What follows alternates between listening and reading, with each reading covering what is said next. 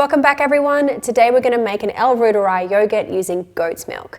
Goat's milk is a really great alternative to cow's milk. It naturally contains the A2 casein, which makes it easier to digest. It's a little lighter, it's easier to digest for those with lactose intolerances, and it's really easy to find at the supermarket as well.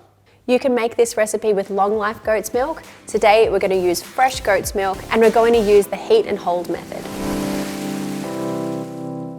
Before you get started, it's always very important to sterilize all of your equipment. That's anything that might come into contact with the milk.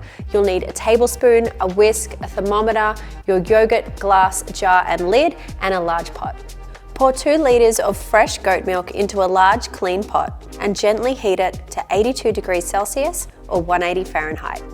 Hold the milk at this temperature for around 20 to 30 minutes, making sure to not burn it on the bottom and making sure it doesn't come to a boil. Give it a whisk every now and then.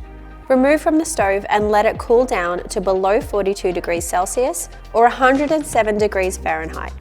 Open 1 sachet of LR Superfood Starter and pour it into the Luvele glass yogurt maker jar. And then add 2 tablespoons of Prebio Plus prebiotic powder. Add 1 cup of the preheated and cooled goat milk and then whisk well to avoid clumping. Then you can pour in the remaining milk and whisk again for even distribution. Put the lid on the yogurt making jar and place into the yogurt maker base. Slowly pour water into the base and fill it up to the tall line indicator. Place the cover lid on top and then you can punch in your settings.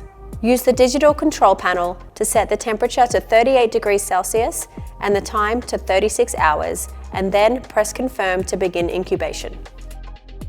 When incubation is complete, you can place the yogurt into the fridge to chill and set for at least 6 hours or overnight.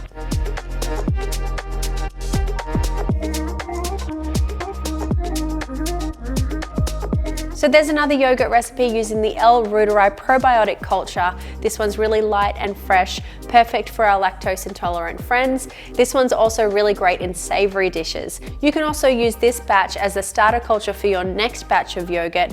And there's more tips and tricks on how to do that in the blog, which I've linked below.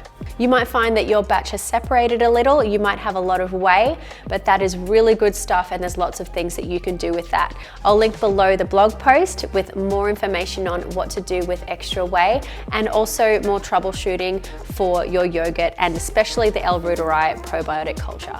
For more recipes, hit subscribe so you don't miss out. And if you enjoyed this video today, then give it a like for us. We'll be back really soon with another recipe.